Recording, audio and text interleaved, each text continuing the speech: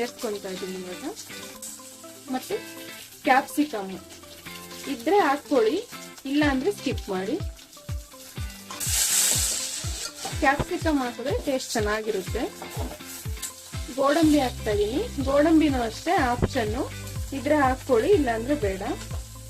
ಎಲ್ಲ ಚೆನ್ನಾಗಿ ಫ್ರೈ ಮಾಡ್ಕೊಳ್ಳೋಣ. ಇವಾಗ ಇದೆಲ್ಲ ಚೆನ್ನಾಗಿ ಫ್ರೈ ಆಗಿದೆ.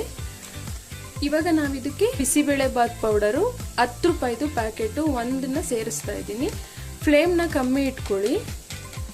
ಮಸಾಲ ಪದಾರ್ಥ ಸೇರಿಸ್ತಾ ಇದ್ದೀವಲ್ಲ, ಖಾರಕ್ಕೆ ಎಷ್ಟು ಬೇಕೋ ಅಷ್ಟು. ನಾನಿಲ್ಲಿ 1 ಸ್ಪೂನ್ ಚಿಲ್ಲಿ ಪೌಡರ್ ಸೇರಿಸ್ತಾ ಇದ್ದೀನಿ. ಸ್ವಲ್ಪ ಅರಿಶಿನ ಪುಡಿ. ರೈಸ್ ಮಾಡಬೇಕಾದ್ರೆ ನಾವು ಉಪ್ಪು ಹಾಕೊಂಡಿದ್ದು, ಇವಾಗ ಸ್ವಲ್ಪ ಉಪ್ಪು ಹಾಕ್ಕೊತಾ ಇದ್ದೀನಿ ನಾನು. ಸತಿ ಮಿಕ್ಸ್ ಮಾಡ್ಕೊಳ್ಳೋಣ. ಇವಾಗ ಇದಕ್ಕೆ ಹುಣಸೆ ಹಣ್ಣು ನಾನು ನೆನೆಸಿ ಇಟ್ಕೊಂಡಿದ್ದೆ, ಹುಣಸೆ ಹಣ್ಣು ರಸನ ಹಾಕ್ಕೊತಾ ಇದ್ದೀನಿ.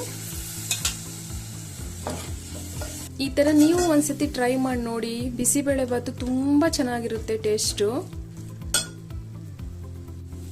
ಇವಾಗ ಒಗ್ಗರಣೆ ರೆಡಿ ಆಯಿತು. ನಾವು ಇದನ್ನ ರೈಸ್ ಜೊತೆಗೆ ಸೇರಿಸೋಣ. ನಾವು ರೈಸ್ಗೆ ನೀರು ಸೇರಿಸೋಣ. ನಮಗೆ ಎಷ್ಟು ತೆಳುವಾಗಿ ಬಿಸಿಬೇಳೆ ಬಾತ್ ಬೇಕೋ ಅದಕ್ಕೆ ನೋಡಿ ಬಿಸಿ ನೀರನ್ನ ಕಾಯಿಸಿ ಇಟ್ಕೊಂಡು ನೀವು ಸೇರಿಸ್ಕೊಳ್ಳಿ. ಮಿಕ್ಸ್ ಮಾಡಿ ನೋಡಿ, ನಿಮಗೆ ಯಾವ ಅದಕ್ಕೆ ಬೇಕೋ ಅದಕ್ಕೆ ನೀರನ್ನ ಹಾಕೋಬೇಕು.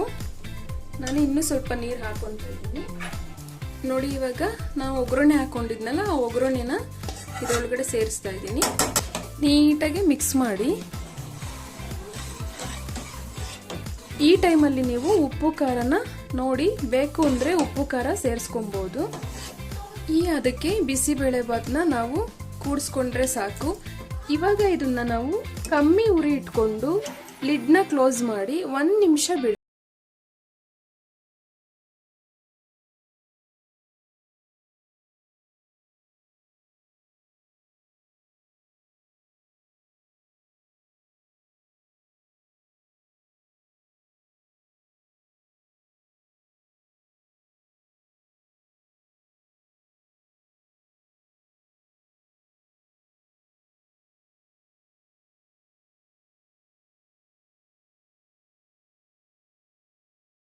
ಮರಿಬೇಡಿ.